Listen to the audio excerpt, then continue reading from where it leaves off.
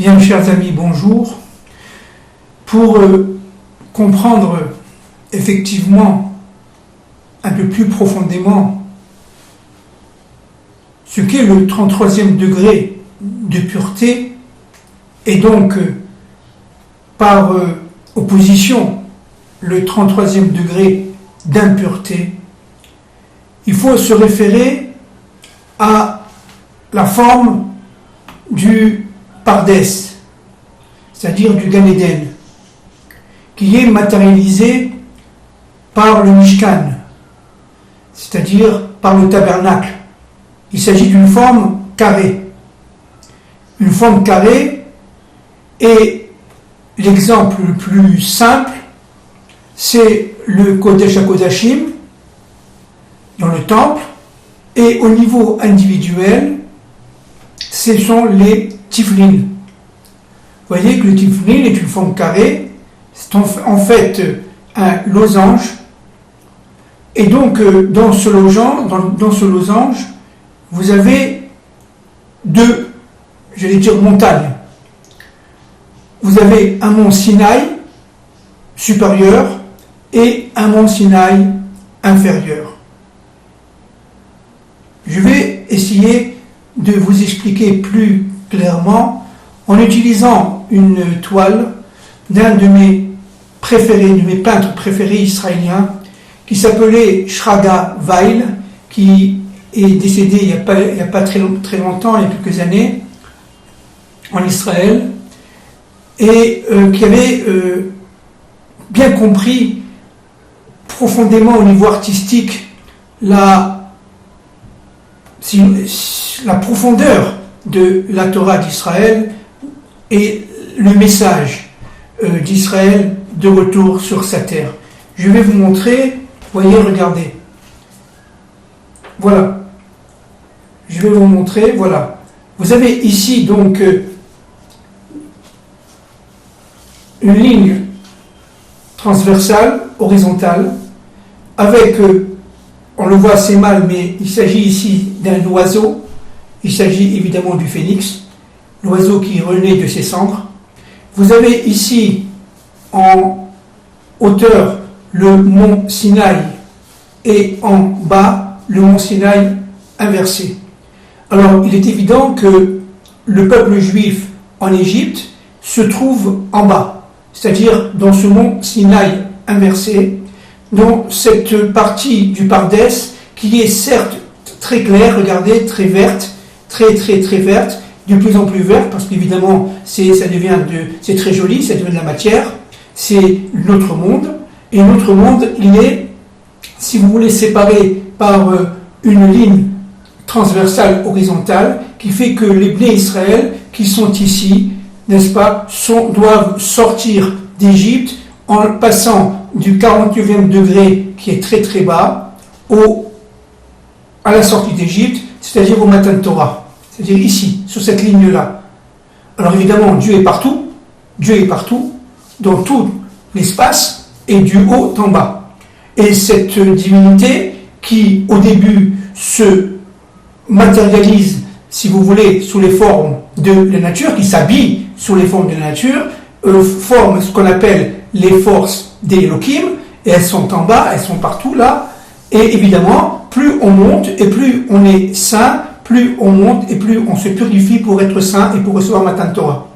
Alors évidemment, au-dessus, vous allez avoir Yud Kei Vav Kei, qui est de plus en plus, si vous voulez, visible, de plus en plus éclairci, et plus on descend du haut vers le bas, et plus Yud Kei Vav Kei s'obscurcit, j'allais dire, s'habille sous la forme d'autres attributs, comme les attributs de la nature, les attributs des systèmes, etc., des idéologies, des systèmes, etc. Mais évidemment, Hachem ou Yud Kei Vav Kei, c'est un seul Dieu, c'est une seule volonté, c'est une seule puissance créatrice. Alors maintenant, vous avez donc compris que le 49e degré d'impureté se trouve ici. Vous voyez ? Le 49e degré de pureté se trouve ici. Voilà, ici. En haut, c'est le Keter, ça nous est absolument, regardez, c'est tout bleu, ça nous est absolument inaccessible, en tout cas dans ce monde.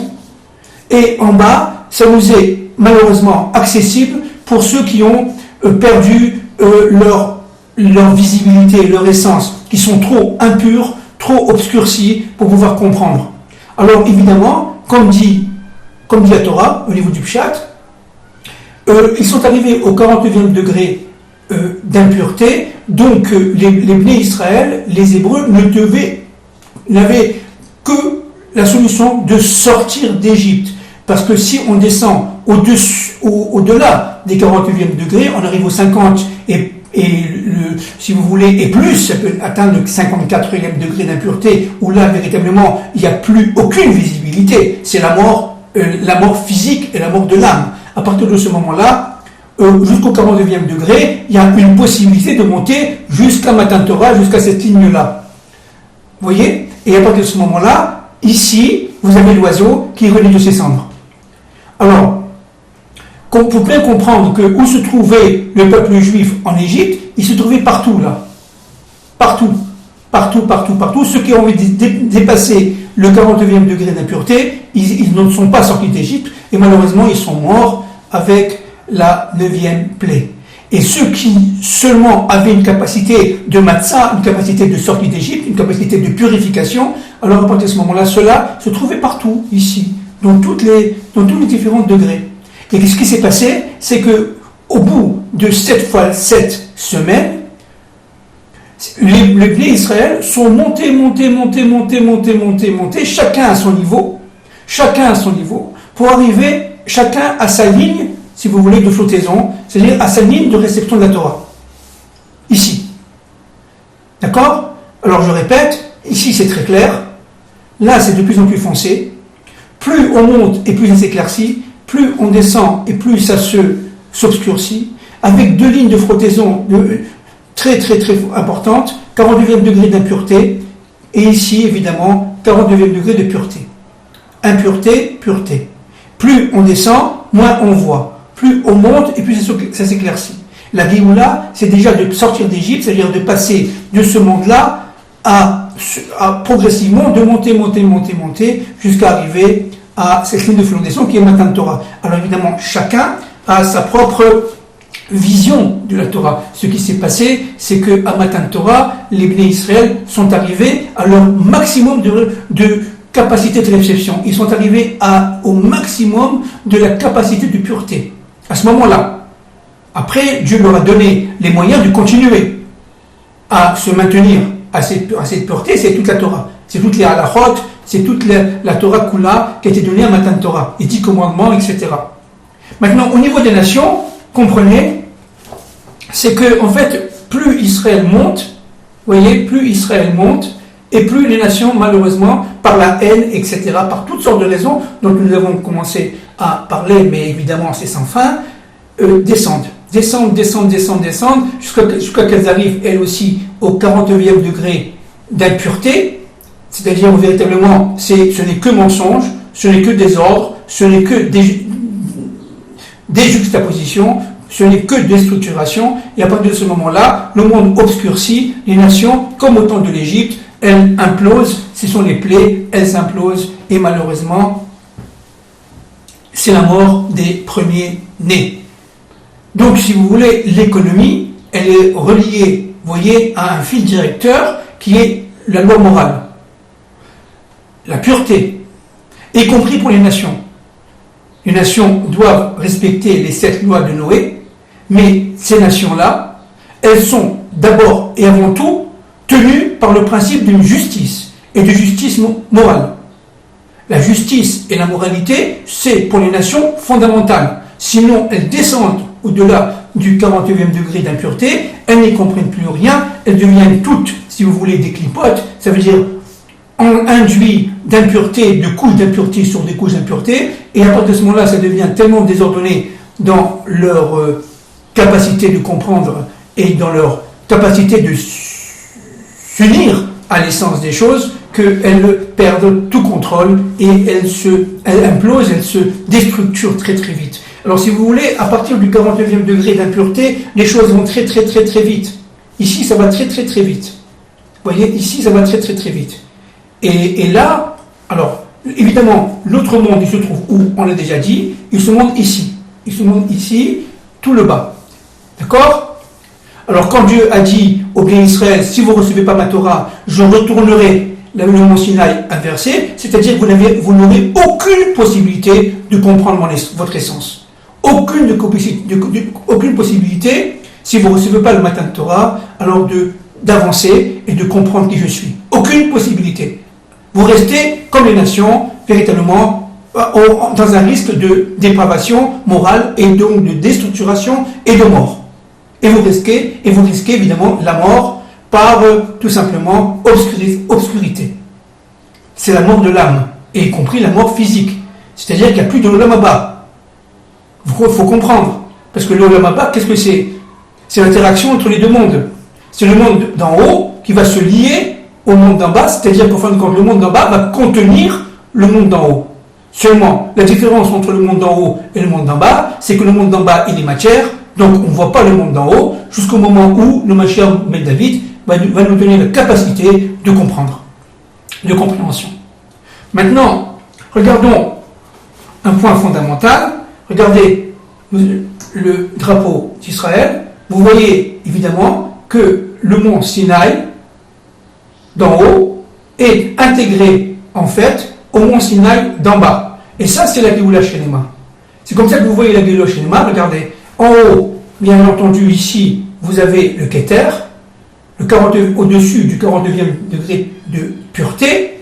En bas, vous avez évidemment le 49e degré d'impureté, comme je vous ai dit tout à l'heure. Et entre les deux, vous avez la justification des 4 points formant le Pardes entre les deux monts. Le mont Sinaï en haut, qui est intégré, regardez, au mont Sinaï en bas, et c'est toute la Géoula. Qu'est-ce que c'est que la libération? Qu'est-ce que c'est que la révélation? Qu'est-ce que c'est que la délivrance? C'est lorsqu'on s'aperçoit que dans ce monde-là, en fin de compte, tout est lumière. Et que parce que nous sommes dans un monde, disons, de faute, dans un monde d'obscurité, on ne perçoit plus la lumière parce que Dieu s'est caché de notre regard. Il est en nous et on n'est pas capable de le comprendre. Alors maintenant, un point aussi qui est très très très important, c'est que les 7 x 7 semaines, c'est-à-dire les 49e jours, sont des jours, je l'ai déjà dit, en partie de purification, plus ou moins rapides, selon les êtres, selon les niveaux d'âme, mais chaque jour comprend évidemment l'ensemble des jours qui l'ont précédé.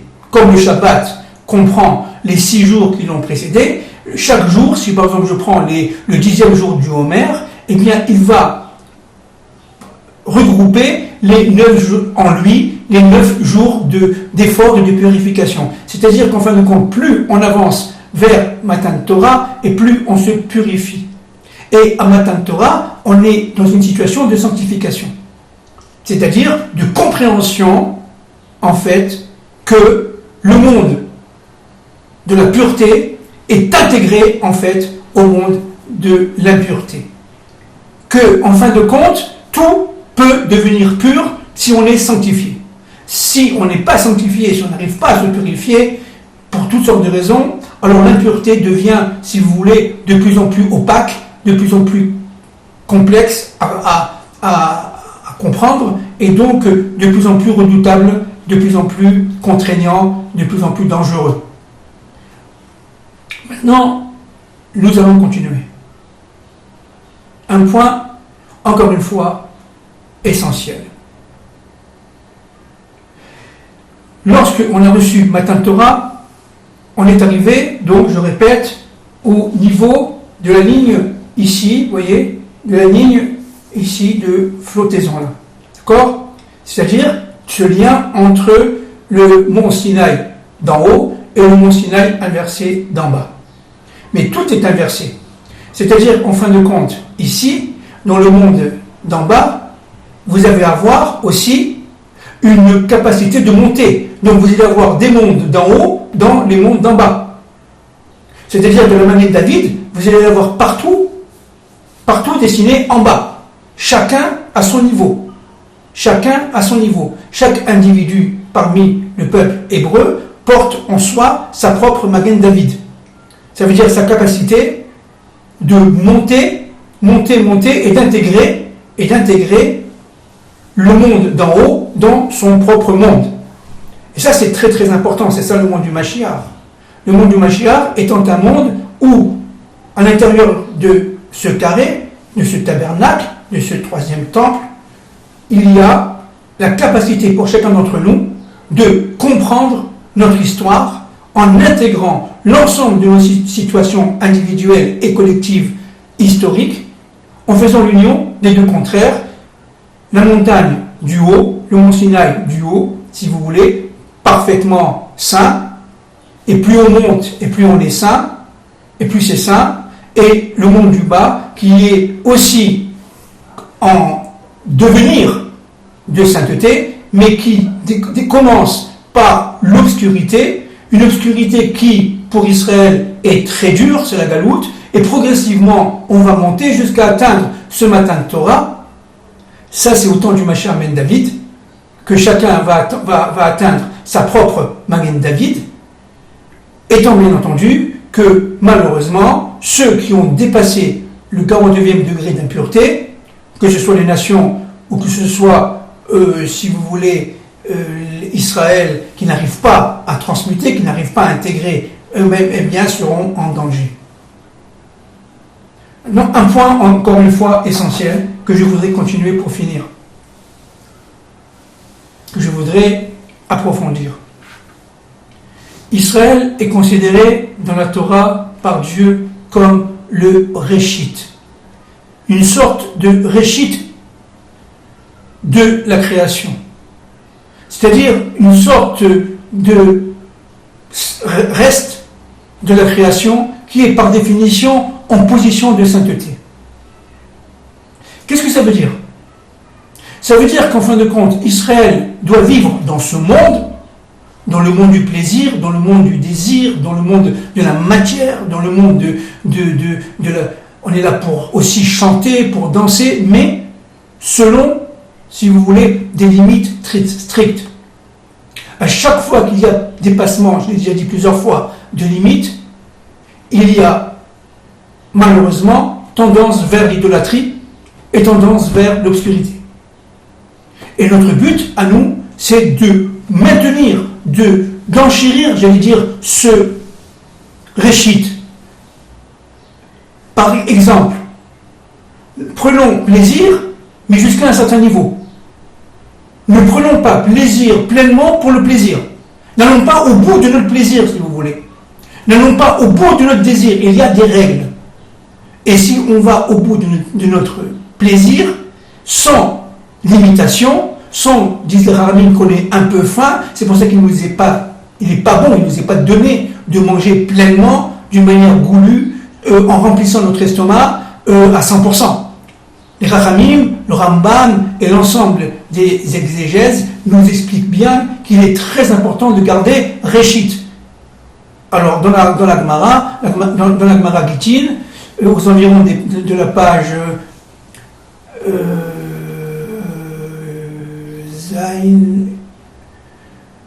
Zain, aux environs de la page Zain, mais je peux me tromper,